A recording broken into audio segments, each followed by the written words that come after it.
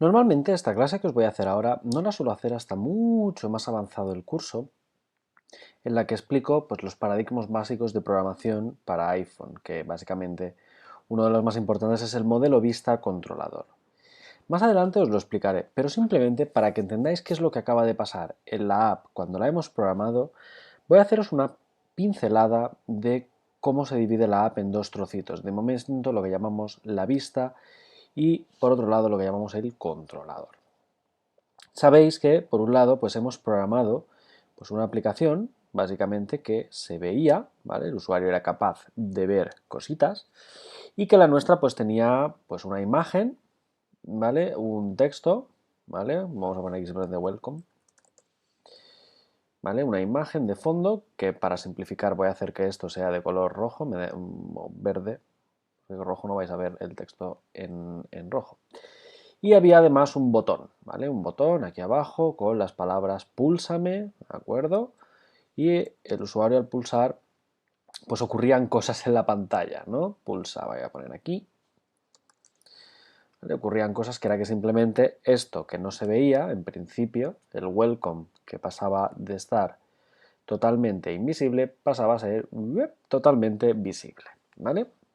Todo, todo esto, los elementos que hemos visto aquí, forman parte de un paquete de desarrollo que se llama UIKit, ¿vale? UIKit significa, pues, UI significa en inglés User Interface, y es el kit donde viven todos los elementos visuales de interfaz de usuario. Esto que veis aquí es una interfaz de usuario y típicamente cuando programamos la llamamos una vista, ¿vale? Una app puede tener muchas vistas, puede tener una vista para el registro, una de menú principal, uno con una tabla, puede tener una vista de chat, de contacto, puede tener muchas vistas una aplicación, ¿vale? Lo que pasa es que todos los objetos que tiene la vista pertenecen al mismo paquete, al paquete que se llama UIKit, el kit de interfaz de usuario, ¿vale? Entonces, estos elementos, por un lado, se ven, se pueden configurar y, al ser elementos de UIKit, todos heredan del padre de todos los elementos de interfaz gráfica, que es lo que llamamos una vista, una UI view. Es decir, lo que estáis viendo aquí es una UI view, esto es una UI view, esto es una UI view, todo lo que tenéis aquí dentro son objetos de la clase UI view, que ya no me cabe en pantalla, os voy a subir un poquito, así, ¿vale?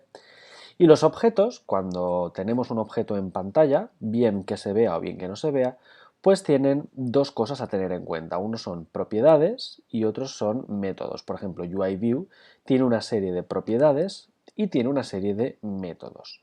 Las propiedades son básicamente cosas que definen a la interfaz. Por ejemplo, el color, el tamaño, la forma, la fuente, todo eso podrían ser propiedades de los objetos de UIView, en particular del botón, del texto o de la imagen, ¿vale? Los métodos, por otro lado, son cosas que pueden hacer elementos de la interfaz. Por ejemplo, un método podría ser ha sido pulsado el botón, ¿vale? O el usuario ha deslizado el dedo, el típico gesto de swipe con el que se desbloqueaba antes el iPhone. Eso es un gesto, ¿vale? Es una acción. Entonces, propiedades para definir y métodos para comportamientos. Entonces, esto es la forma básica en la que la parte visual, básicamente todo lo que ocurre en el storyboard, se comunica con el fragmento de código y aquí es donde entra en juego la segunda parte, que es básicamente el controlador.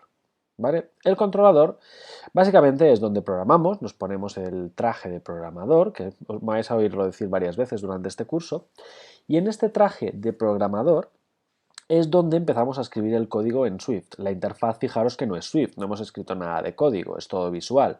Swift ocurre en la parte de los controladores, en los ficheros que llamamos de código, los .swift.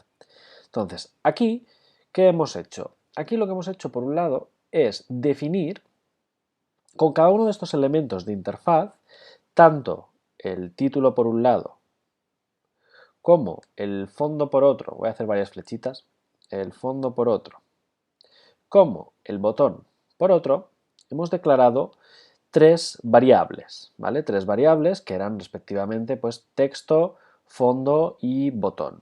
Estas variables vienen a ser lo que os comentaba antes, las propiedades con las que nosotros vinculamos elementos de la vista a elementos del código. Por ejemplo, ya sabéis que pues teníamos aquí el title image view, porque pusimos que era una imagen, no era un texto, title image view, luego teníamos por otro lado el background image view, ¿vale? Y por último tenías el button press, ¿no? El press button, no, era button press.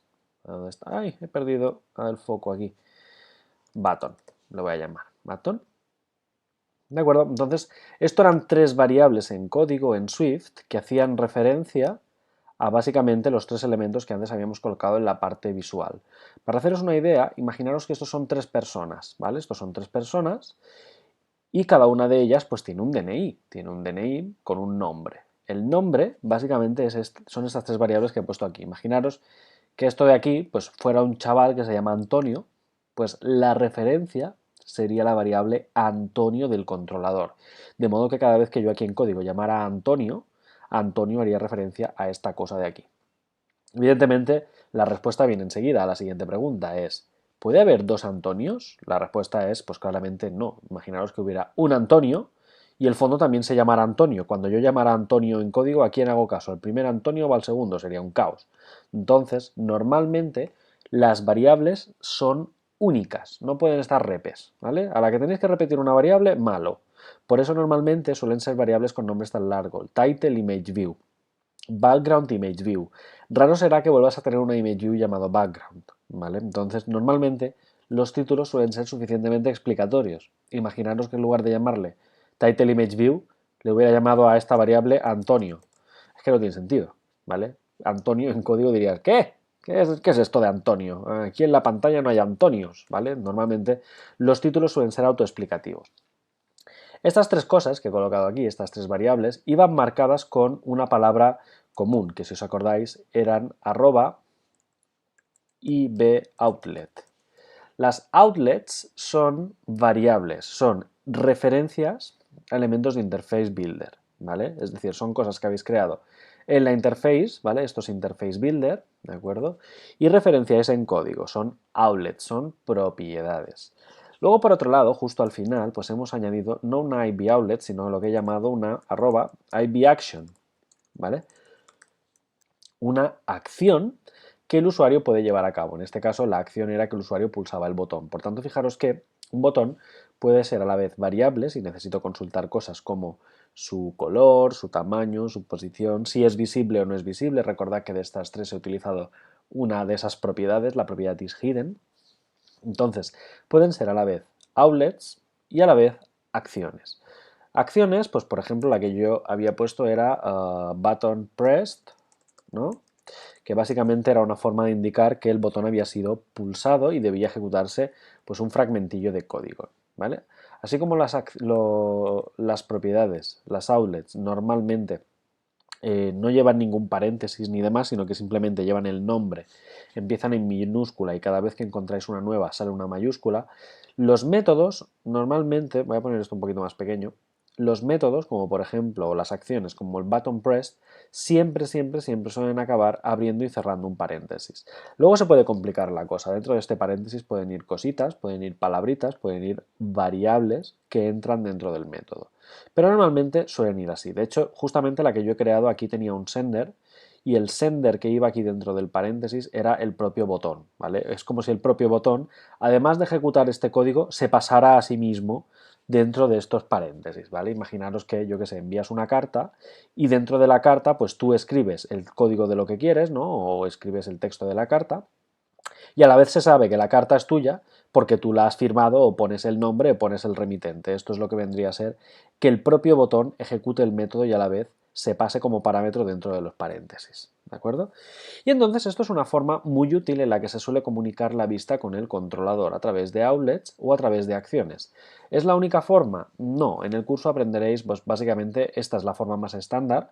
A mitad del curso o así empezaremos a hablar de protocolos, ¿vale? De protocolos y delegados. Por ejemplo, las tablas, seguramente conocéis muchas apps con tablas, por ejemplo la app de contactos, o con pestañas como Facebook o Twitter o WhatsApp, pues las pestañas y las tablas son, por ejemplo, comunicaciones que en lugar de ocurrir así con outlets y actions ocurren a través de delegados, a través de protocolos, ¿vale? Entonces, tenemos esa segunda forma y hay una tercera forma, que esta ya se ve mucho más al final porque es bastante avanzada, que es básicamente cuando un controlador necesita enviar información a otro controlador con el que no tiene relación alguna. Imaginaros simplemente dos vistas separadas, aquí tenéis una y por otro lado del mundo tuvierais otra vista. Para contactar entre ellas se pueden mandar, pues al igual que nosotros nos mandamos notificaciones, por ejemplo, cuando te llega un WhatsApp te llega una notificación, ¿a que sí? Pues esa misma tipo de notificación, la notificación física a la que estáis acostumbrados, pues es la misma que se mandan los fragmentos de código entre ellas, pero una que es invisible a través del Notification Center. Esas son básicamente las tres formas de comunicación que existen tanto de vista a vista como de vista a controlador. Más adelante, en este curso os explicaré modelo vista controlador, veremos esto que os he dicho aquí un poquito más a fondo, añadiré el modelo de datos, ¿vale? A este diagrama, pero de momento yo creo que para haber aprendido cómo funciona la app que justamente acabáis de hacer, lo hemos hecho muy bien.